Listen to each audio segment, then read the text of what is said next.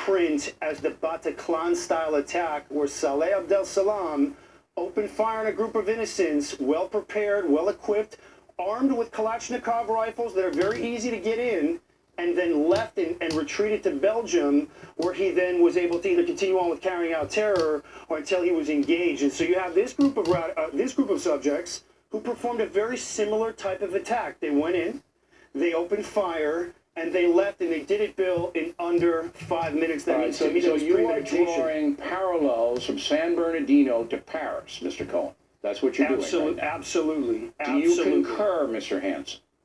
Without a doubt. I think this I concur too. There's deja vu here, baby. But even more scary, Bill, is the fact that this has the ability to happen anywhere. This doesn't have to be internationally inspired because they've seen how to do it. They know how to do it. We had the Boston Marathon guys. We had Major Hassan at Fort Hood. This has happened before in the United States, but now we've got foreign groups like ISIS calling for it to happen, inspiring people in the United States who are already here, whether they infiltrated as ISIS operatives, or whether they simply were radicalized in a mosque that's preaching jihad, or did it themselves online. They could be anywhere. They are among us, and consequently, that makes all Americans targets. And this is going to become a bigger problem, and more of this is going to happen. Yeah, and it's impossible to stop in a free society. But if these individuals who killed the 14 people and wounded 17 others are found to have ISIS ties, and, obviously they'll go over their computers, they'll look at their backgrounds, they'll find out how they got in here, who they associated with. The FBI is excellent at that. Then the pressure now becomes on more to take ISIS off the map. So Shit, is Bill O'Reilly agreeing with me? Because my video dropped before he just came on the air. So, I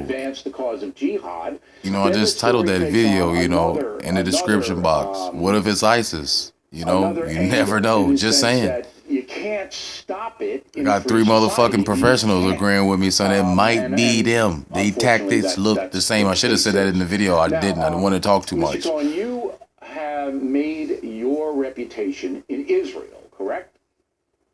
Correct. I served in Israel's counter-terror unit. So Israel is a country that every single day of its existence, there could be a terror attack. The people of Israel know that. Do they have a different mentality than we Americans have? Yeah, they do.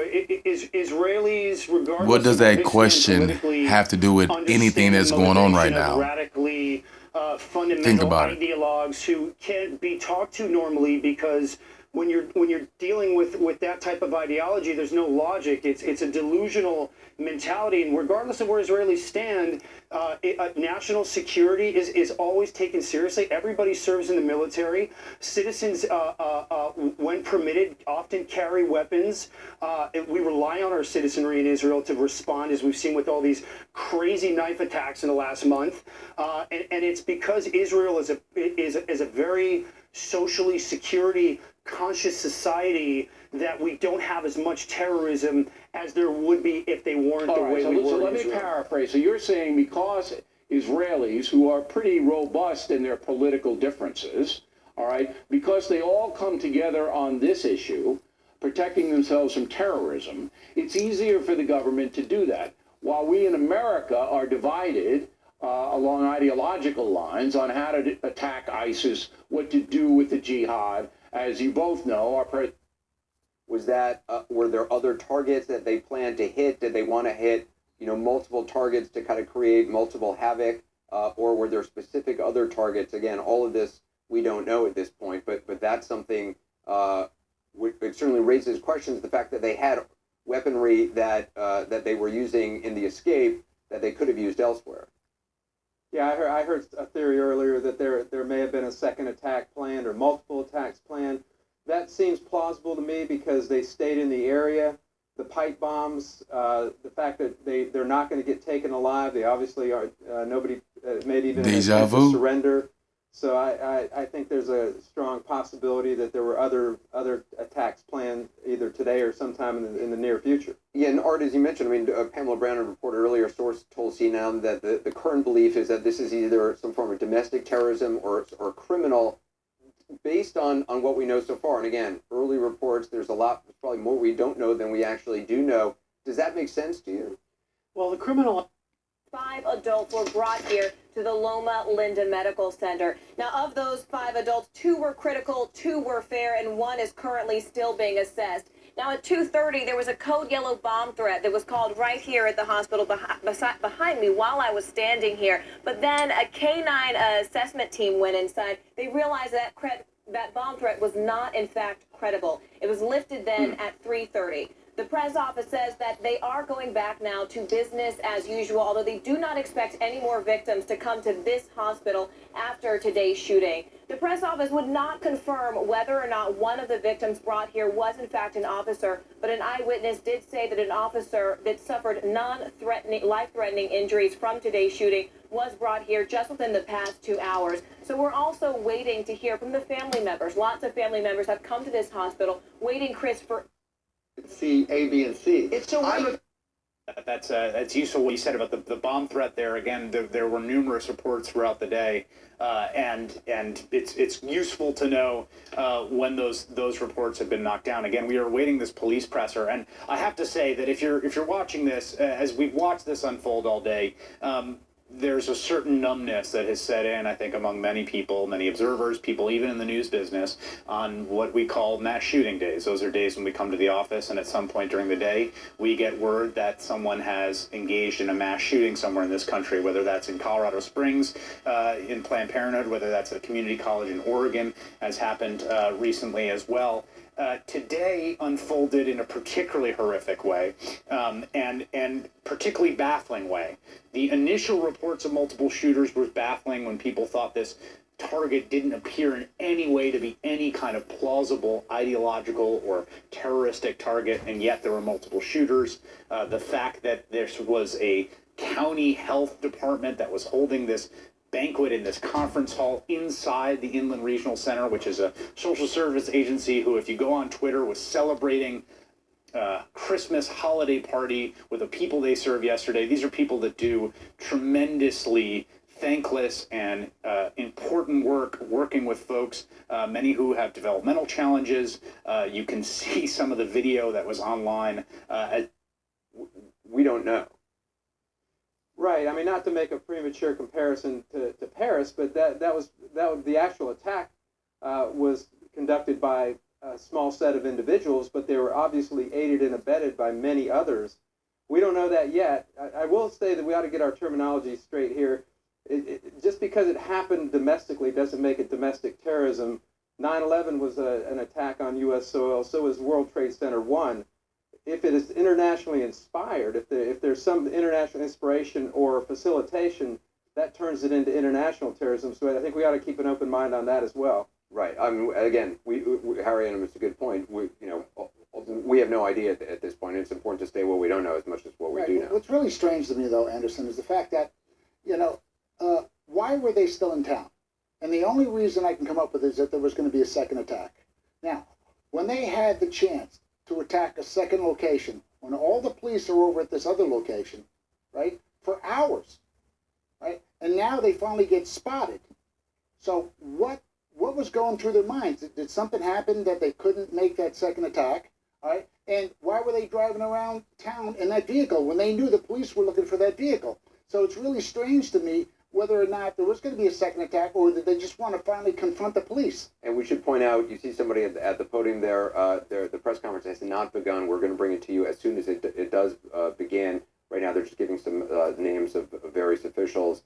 Lenny DePaul, and I might have to interrupt you for this press conference, to Harry Hough's point about why would they still be in the area. One of the key things we don't know is how they actually got engaged by that officer who ended up being wounded, how that officer found that vehicle, was brought to that area, and what they were doing in the area.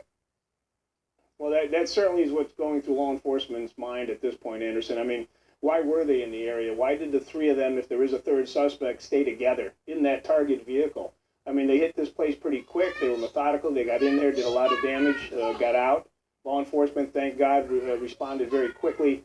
But they stayed together. They were 2 miles from the original target. So what was on their minds? And I'm sure, hopefully there's some answers between witnesses and the police officer that confronted the vehicle measured and very professional, very thorough. We certainly don't want to vary from that track now, just because we're perhaps closer to the end than we were maybe the last time you and I spoke.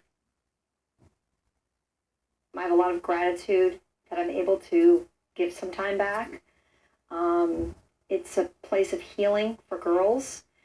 It's a chance of a new life. And it really makes you realize what is important in life that you have and what so many other people don't have, and how important it is to give back to them, to help them get the things that they didn't have in life from the traditional family.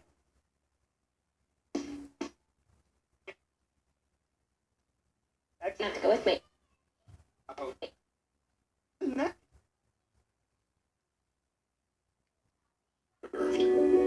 the families have supported them. You got to be thinking law enforcement at this point is probably tremendously worried about the possibility of that being how this plays out as they try to find that final suspect. Exactly, Chris. That's the main concern right now. The on-scene commanders is that this guy is desperate. He's left the vehicle he was in. He's got a long gun. He might have a lot of armor and other handguns, and he might carjack somebody, break into a house, take somebody hostage. He doesn't have a lot of good options. He's already been involved in a vicious mass murder. I mean, this is as violent as it gets. And nightfall has come, so he has a little bit of darkness advantage. We're probably going to hear, him try to carjack somebody or get in a house, but he could do it. He could be inside somewhere.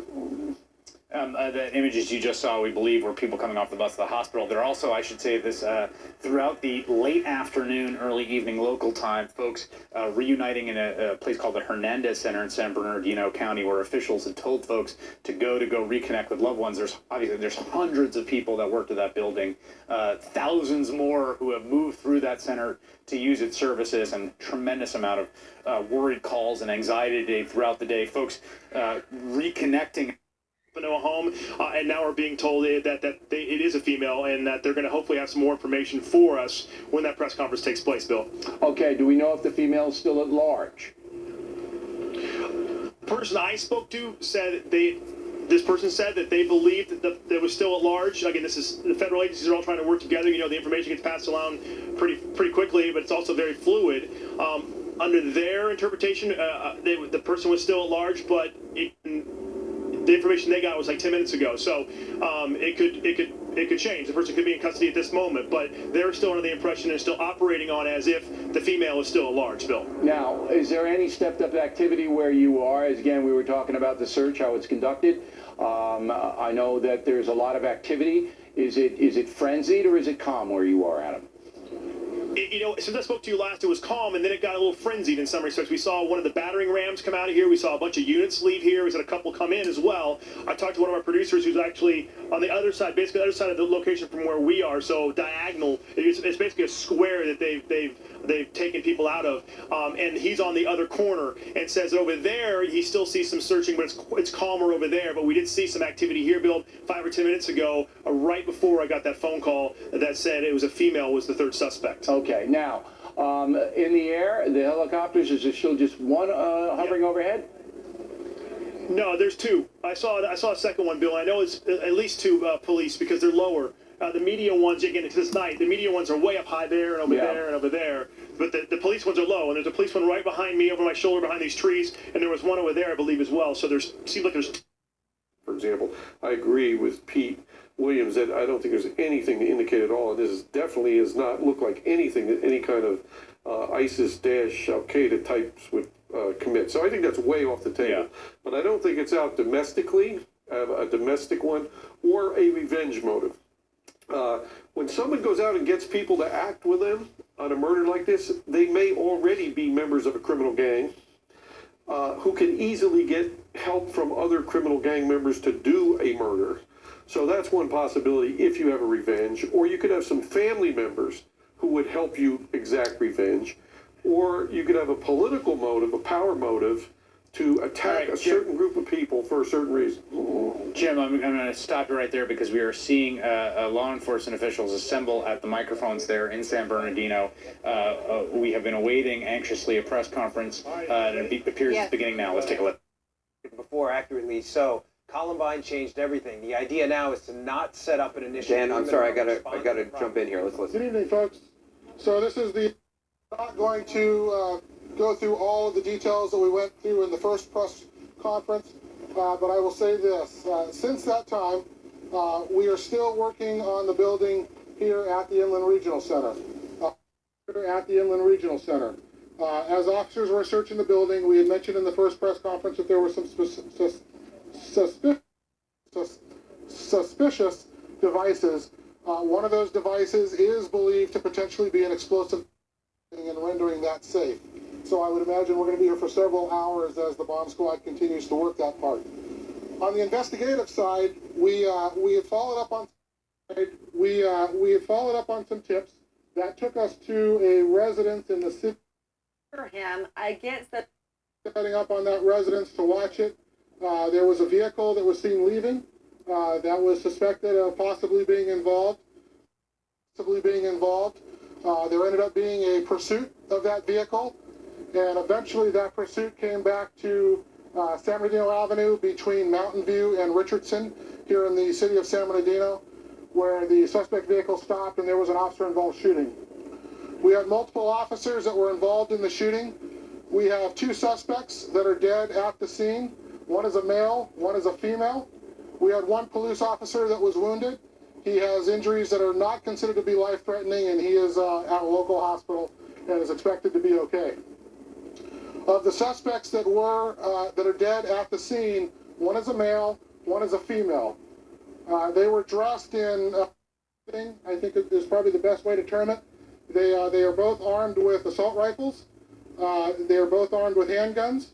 And there's also kind of some sensitive stuff around the vehicle that they're just not real sure. They're taking a very cautious approach to dealing with the vehicle in case there's more explosives there. With that, I'm going to turn it over to Dave Bowditch with the FBI to talk about some parts of the investigation.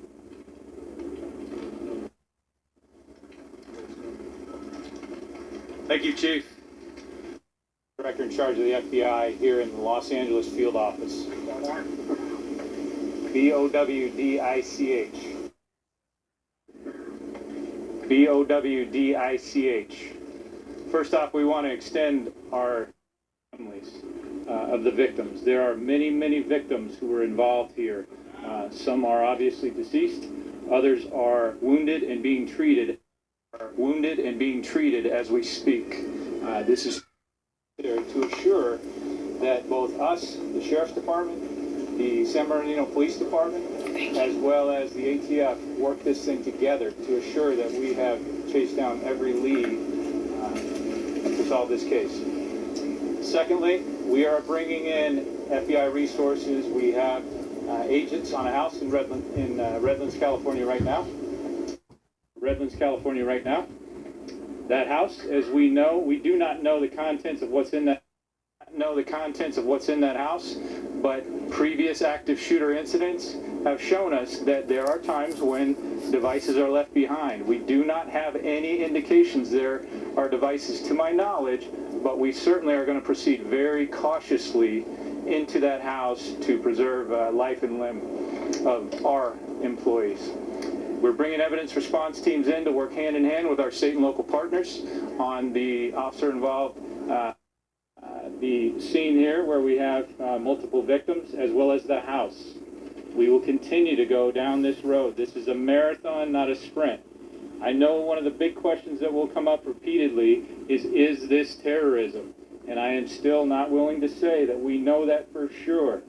We are definitely making some movements that it is a possibility. We are making some adjustments to our investigation. It is a possibility, but we don't know that yet. And we're not willing to